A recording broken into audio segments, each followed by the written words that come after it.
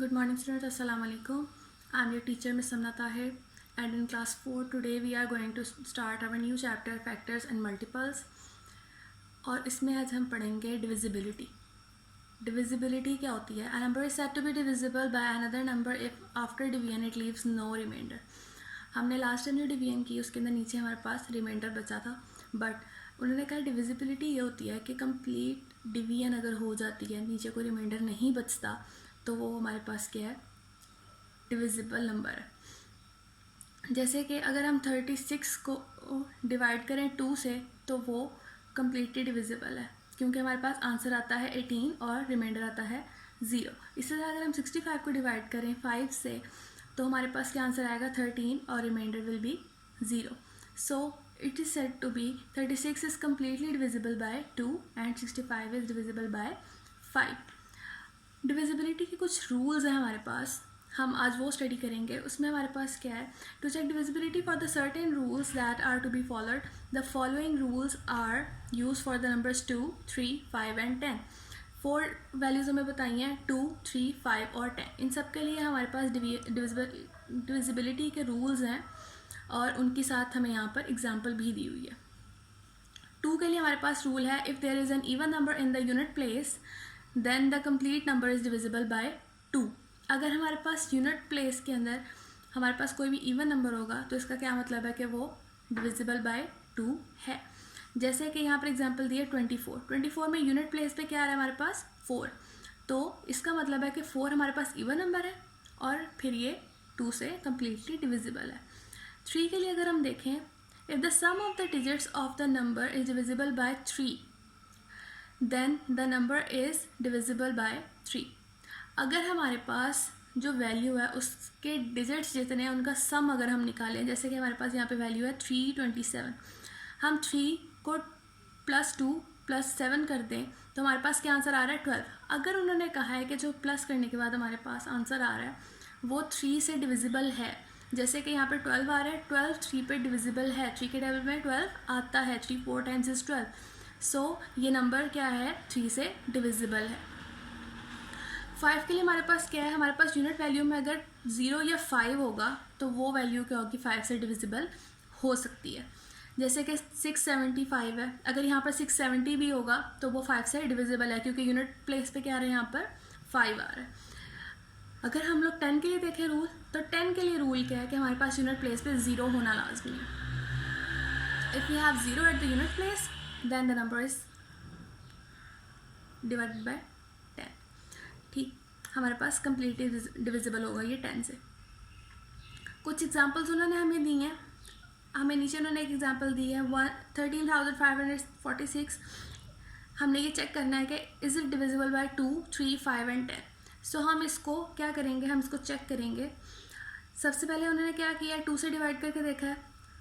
2 से डिवाइड करने के लिए हमें क्या चेक करना है, हमारे पास यूनिट प्लेस में जो वैल्यू आ रही है वो इवन है या ऑड। सो यूनिट प्लेस में वैल्यू क्या आ रही है 6 क्या होता है इवन नंबर, इसका मतलब कि ये 2 से डिविजिबल है।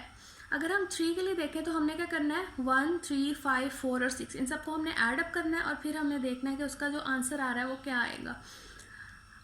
हमने यहाँ पर उन्होंने इसको डिवाइड ऐड अप किया है सारी वैल्यूज़ को, 1 + 3 + 5 + 4 + 6 एंड द आंसर इज़ 19। अब आप बताएं कि 19 3 के टेबल में आता है, नहीं आता। सो इसका मतलब है कि ये सारे जो हैं, जो भी हमने इसका सम किया है तो ये 3 पे डिविजिबल नहीं है, इसका मतलब ये वैल्यू 3 पे डिविजिबल नहीं है।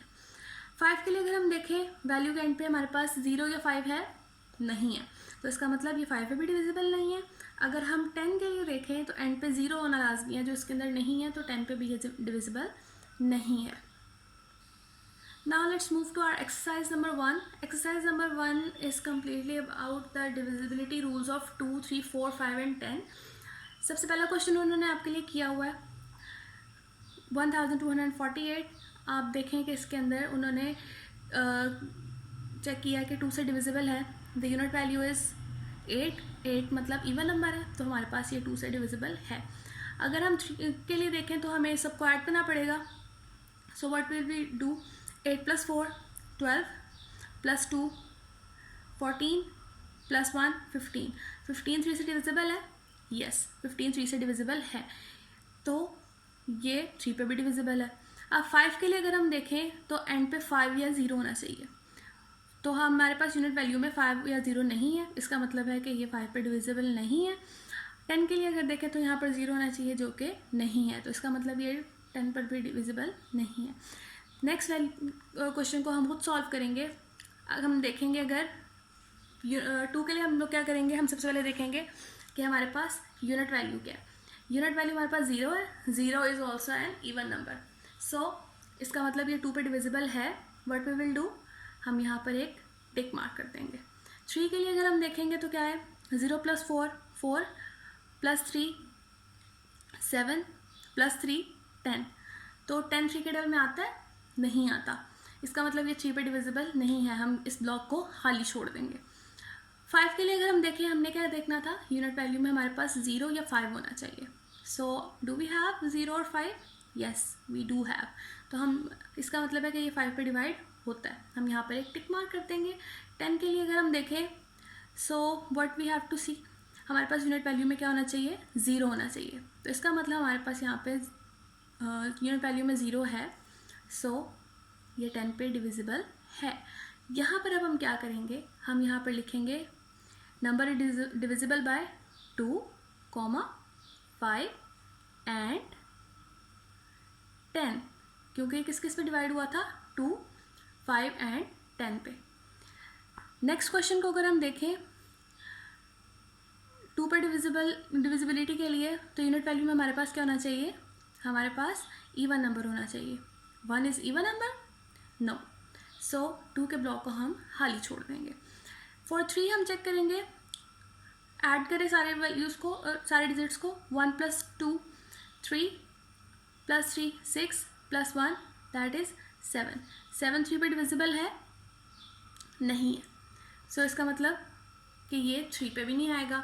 5 के लिए हमने क्या देखना है, हमारे पास यूनिट वैल्यू में 0 या 5 होना चाहिए, सो डू वी हैव 0 और 5 in unit value, no we don't have, so हम 5 के ब्लॉक को भी खाली छोड़ देंगे। और 10 के लिए अगर हम देखें, सो हमारे पास क्या होगा, यूनिट वैल्यू में 0 होना चाहिए, वी डोंट हैव 0 हेयर, सो यहाँ पर कुछ भी नहीं आ रहा, हम लोग इस सारे लाइन को ब्लैंक छोड़ देंगे। इसी तरह आपने बाकी सारे क्वेश्चंस भी देखने हैं। Hope you can do this very well, this is so easy exercise. Thank you so much, अल्लाह हाफिज़, स्टे होम, स्टे सेफ।